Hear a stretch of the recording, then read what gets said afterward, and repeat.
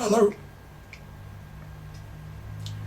Anyone interested in the movement of human thought in the realm of theology will be fascinated by the way in which man's thought is determined and shaped by his reaction to other thoughts and thought forms or particular conditions and events of his age.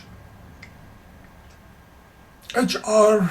McIntosh rightly points out the progress of thought, at least in theology, is rather apt to proceed by way of which is called the swing of the pendulum.